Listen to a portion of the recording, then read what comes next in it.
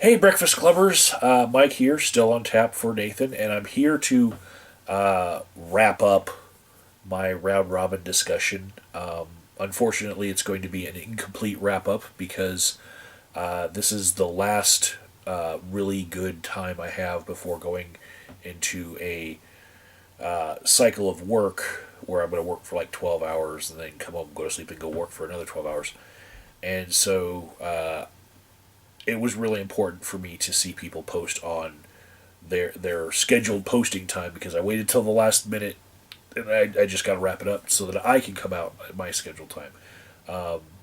People posting on the days that they're supposed to, I understand that sometimes people get pushed back with when you have a channel with multiple people on it because I used to be a part of other channels with multiple people on them in the past. So the schedules sometimes get mixed up, and I'm sorry that in some discussion about this, I described the Breakfast Club as a Power Ranger channel. But every person having their own week, just like all the Power Rangers having each their own color. You know, it was a pejorative, but I mean it in a nice way. I used to be on Whovians USA, and I would make reviews about each episode of Doctor Who as they came out, and everyone would make theirs on their own specific day, and then people eventually the day schedules broke down, especially when you're dealing with international contributors, and so yeah, I understand. And last week, JJ Talks was very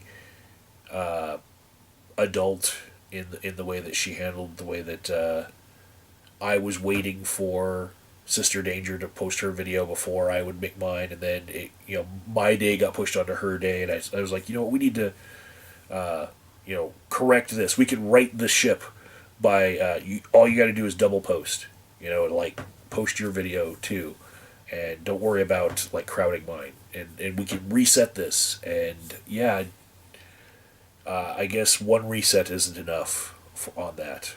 But that being said, I have seen JJ's, I have seen Kazoom's video, and Paul's video, all talking about their fantasy breakfast club that they would create should all of the creators here not be a part of the breakfast club anymore, and maybe way off in the future, what would they like to see? And I also saw Ginger Greek's video about hashtag MeToo in the same week, and I'll say about that, I haven't discussed that at all here on YouTube because I don't have any personal stake in the hashtag MeToo thing. Like, there's a lot of stuff that's happened to me and to the people close to me, but nothing like fits that hashtag. So I really I didn't feel like I had anything to add to that. As far as the breakfast clubbers who participated in the round robin, I see the general theme of picking people that you like for your fantasy Fantastic Seven Breakfast Club 3.0. I see picking people that are politically diverse or like diverse in perspective, and I see people picking people that get along well with each other. That seems to be what people's priorities were in picking these things, and channels that they like to see and agree with the content. Some of the channels that were picked were kind of very huge for this sort of platform here on the Breakfast Club, I feel. But I added a big one to my Fantasy 7. But here's the reveal of mine, even though I haven't seen Sister Danger's video or Sword Sage's video on this, because I got to make this video now. If I'm going to come out on time, and try to keep to the schedule of the Power Ranger network that the Breakfast Club is. Anyways, here's the reveal. My 7 people that I would pick. I didn't pick them based on any of the criteria that I think that I was seeing with everyone else. I started thinking, maybe picking a diverse group of people, and for some reason, a picture in my head of the back of a card from the Magic the Gathering playing card game came up where there's like the 5 different colors, and each of the magics in Magic the Gathering, it opposes the other 2 that are across from it. If you look at it like a star shape, the 2 that would be across from it, it opposes those the most, and then the 2 next to it, it aligns with those the most, right? That's how the game was set up. And that just popped into my head, like that's how I feel like they're doing their diversity in selecting their members. And to me, that was not the priority.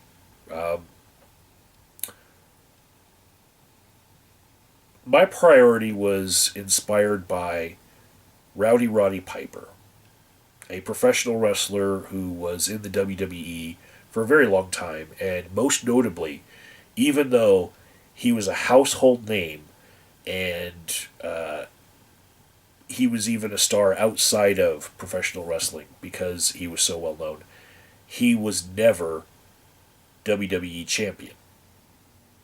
Back then, WWF, but you get what I'm saying.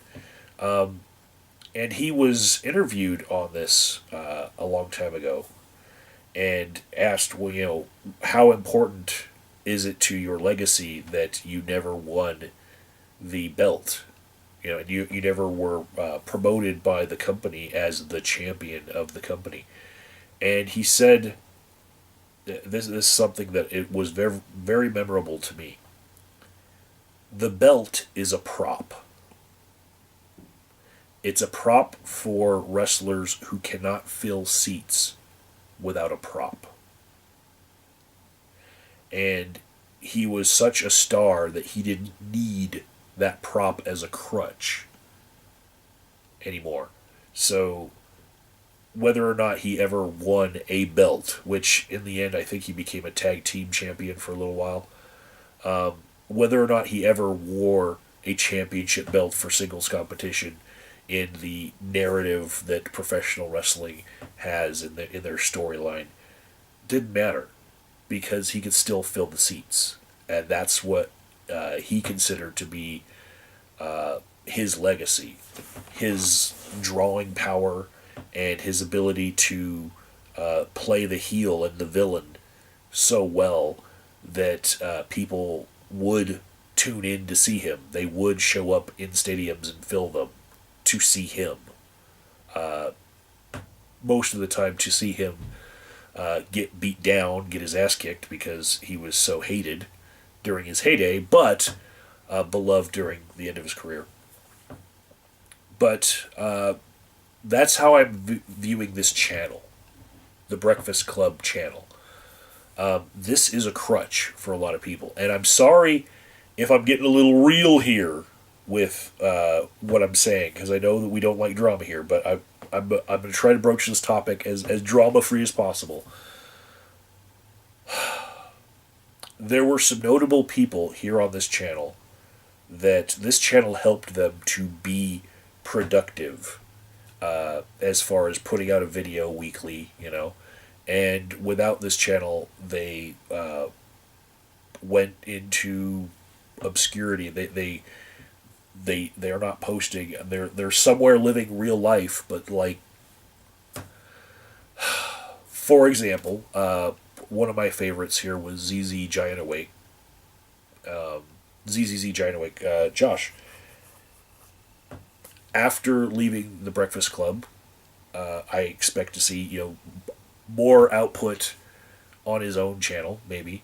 And let's check that out right now. He's got one video he put up 4 months ago and one 11 months ago. He should have more time on his hands after not having this platform to produce for weekly. but 2 videos on his own channel in the last year. You know, Serious Mind Joe. He made a video where he disagreed with the direction of this channel, specifically the diversity of opinions that Paul had been bringing in, because he didn't like the platform that they were given just being here, because there are some things that he just disagrees with that much, right?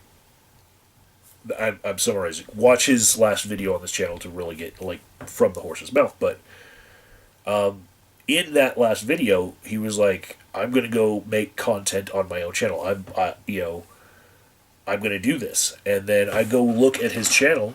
I value being subscribed to his channel. I go look at it, and nothing since he left. Absolutely nothing has appeared on his own YouTube channel. You know, he was here making videos weekly, and now he's got nothing. The person credited with creating this concept, you know, before Paul was DevShell, and I saw a couple posts from DevShell on his Facebook saying, you know, me and the Peach are thinking about going back to our old stomping grounds, you know, and then they had a baby. Congratulations to them. And then nothing, you know. There's no comeback. You know, where's the comeback? This channel, while people are on it, has been a really good crutch for them to be away from the other bullshit of YouTube and really just participate in a discussion, you know. And it's helped people who at one time were prolific content creators get back into the swing of things.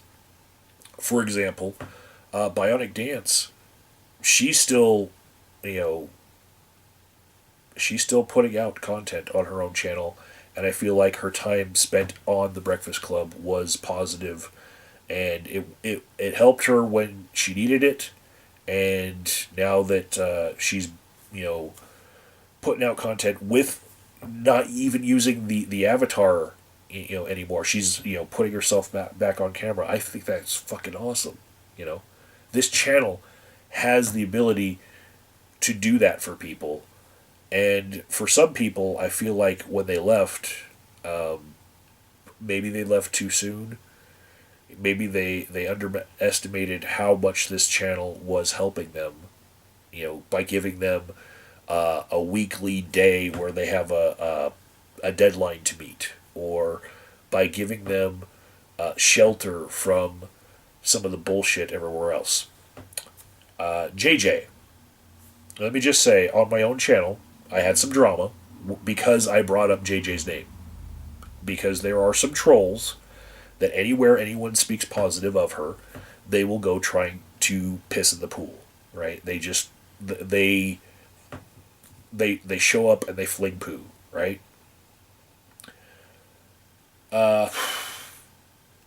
What they accomplished when I brought her up this past week is they actually made me more of a feminist. And although they are shitlords, and I understand that they hate feminism, they gave me an example of what can happen when someone just does not relent in like fucking 2 years of griping on about the same thing.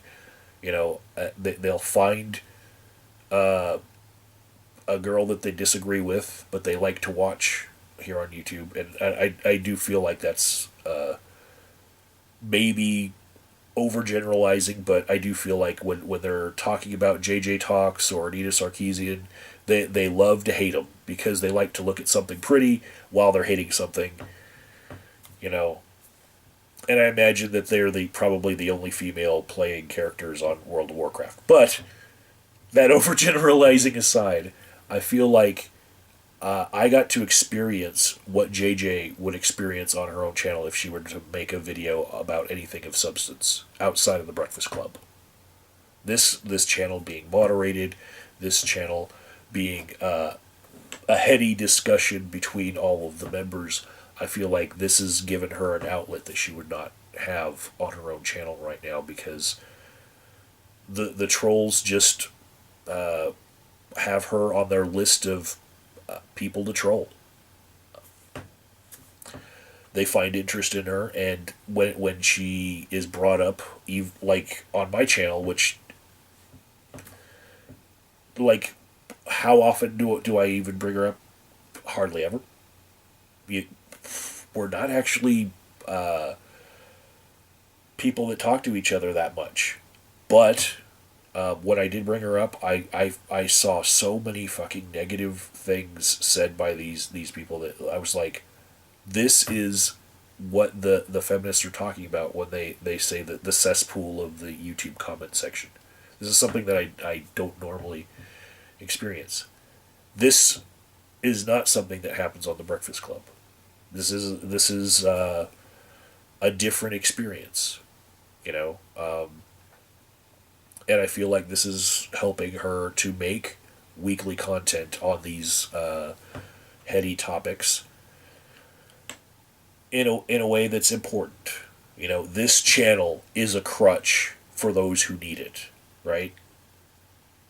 And it has this power, this ability to help people through these hard times, and it can actually resurrect people's passion for making videos and having discussions here online with other people who might be of a different opinion, but agree to at least everyone has a seat at the table and nobody's getting killed, and we're not trying to pwn someone out of existence and run them off the internet. We're trying to have a discussion here, right?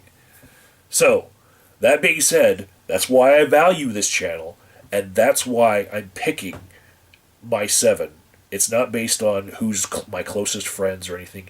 It's based on who I feel could probably use this experience the most in order to reignite their video making passions and bring them back to the table for discussion. So, my first pick would be Violently Graceful. And it's a personal pick for me because I used to really enjoy his intellect. He really brought a lot to the table. He was especially knowledgeable, even though he didn't have a degree in theology. He had studied it so hard, for somebody who did not have a degree. He could put people who had a degree in theology to shame, seriously, with how much he knew about the Bible itself.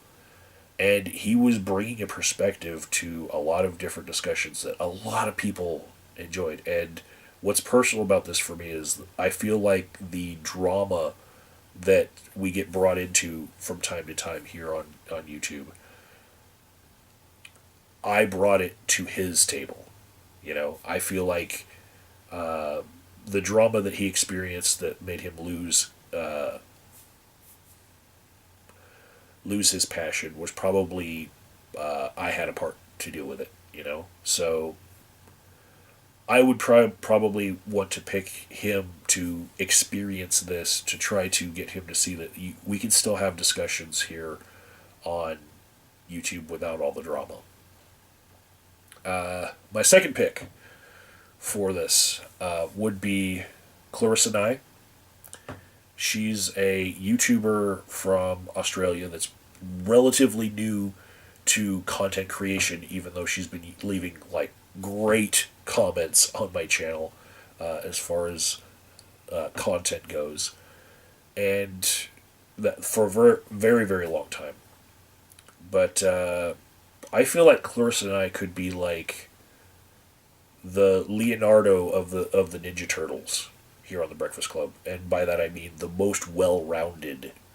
If you ever played a Ninja Turtle video game, like Donatello with his bow staff would be like the hardest hitting, but also the slowest, and Raphael would be like the quickest to be able to walk around, but his sai would have the weakest power. So basically, Leonardo was the most well-rounded. The distance that he could get with his katana would be like just medium. His speed would be medium. His power, his jumping ability, all of that stuff would all be like medium. A great average of everything. And I see in Claris and I feel like Yoda knowing that Luke Skywalker had great potential. I feel like she would flourish in this environment where people are having intellectual discussion. Third pick, another person who has been damaged here on YouTube, and I was around the drama when it happened, but I don't feel as responsible in this one. My third pick would be Matt, better known as Napalm in many different variations of the word napalm. Edible Napalm being his first channel around here. Right now he's something Napalm, but he's lost a whole bunch of channels along the way. Right now he is only making video Let's Plays because he lost his passion for making videos on social issues and topics that I was really drawn to him as a creator for. And I feel like this would be a good place for him to get back into the spirit of things. Next one I would choose would be Vogter. That's my fourth pick. Vogter was known for swearing, known for being blunt, and his output for videos has dropped off. I think partly to do with the changes here on YouTube with format changes to the actual website and the web interface. He just got pissed with a whole bunch of the changes, but this is his second great lull in video creating, and I feel like if brought back to a discussion like this, he would get back in the swing of things as well. Fifth person I'm choosing is an obscure YouTuber. Her name is online is Fiki Snucker, right? And I knew her for a little while. I think I was introduced to her during the Richard Coughlin Ponage Olympics era here on YouTube. And I was originally drawn to her videos because while studying psychology, there's this correlation between the distance of someone's eyes and criminality. And I'm also an artist that paints a lot. You can see a lot of these paintings behind me. And I do portraits, and there's this distance between her eyes that I found, while she's a pretty girl, I was like, that's that distance they're talking about, that correlates with criminality, and yet she's got a brain. She's actually making great, heady content, and sometimes it's very succinct. It's a very short video, but great intellect behind the eyes of somebody who might otherwise be pegged as being, a possible future criminal, with one of the only things that we have that actually correlates between facial features and people who are incarcerated. And yeah, I really liked a lot of her input on certain issues, and then poof, she was gone. Stopped making videos. I don't know why. But having experienced some of the shit that JJ gets here online, I can only imagine that maybe because she's a female YouTuber, she might have experienced some of that and decided, fuck this place. So I would bring her back because odd perspectives on things,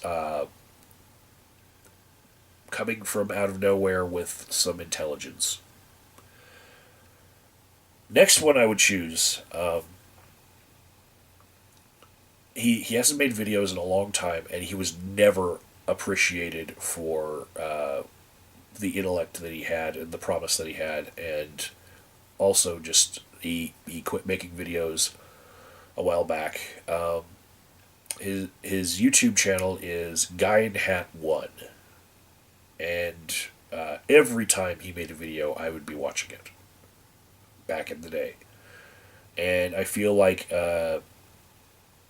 he was just he was passionate for a while, but you just can't be that way when people just tune out and aren't giving you feedback. And I feel like in this sort of environment, the most important feedback that you get is the other people on the channel, you know, talking back to you and leaving comments. And like, this is an actual discussion. This is using the platform as a social network the way that it was originally intended. It puts the you back in YouTube to be a member of this channel. And I feel like maybe that sort of getting the reward being interaction with fellow YouTubers rather than views and subscribers and whatnot might really help him to maybe see a value in making videos again, because he made awesome videos. They just didn't get very high view counts, you know? And then the last one that I'm going to pick, number 7, could put out a video just on the toilet, just talking about how his breakfast was upsetting his stomach, and he would still probably get tens of thousands of views because people would be so happy that he returned to YouTube. And that is Phil Hellenes. Also notable about Phil Hellenes is that there was a meme that went around like 5 years ago, and that was, why didn't anyone ever tell me about Phil Hellenes? Because his channel is that good, and he wasn't, a YouTube superstar, you know. And I'll link you guys to a good video sampling of his, but you can see how a lot of his videos toward the end seemed like a swan song. Like, he put a lot of thought into his earlier videos where he was just posting videos like this. He used to be very interactive on YouTube as far as if somebody got flagged, he would mirror I got flagged video. That was a thing back in the day. Like, we had a community going. And then his last videos turned very cinematic, and they were full of great insight. The same great insight that he had in his other videos where he was just talking into the camera. But they really did feel like a swan song, like he had lost his passion for being on this platform at all. And he wanted to get a few of his greatest thoughts out onto YouTube. And a couple years went by, and then last year he made a video about why people would leave Islam. And that was just a one-off. Like, we haven't heard anything from him since. And I know that he can be a great member of a community, even a small group. I know, like, I've seen him interact with other YouTubers, like, years ago. Don't know what's going on in his life, but I feel like this channel could help him as well. And that's my 7.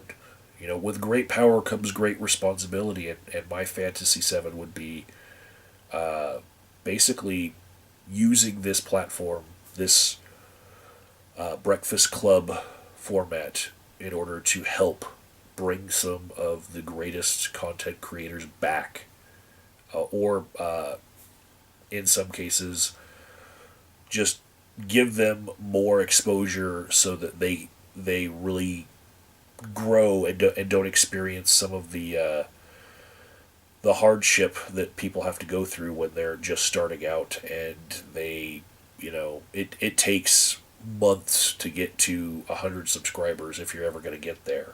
and the weight can be so bad for some people that they just fall off into obscurity and you never hear from them again. And yeah, I hope that whoever runs the Breakfast Club after everyone here on this panel has turned to dust, they realize that this can help people, and it should be something that helps people. Even if somebody's only tapped to make a one-off video, filling in for somebody else, this can help people. And whether you like someone or whether you feel like they're good for the diversity of opinions can also be good criteria, but helping people can be a really good thing.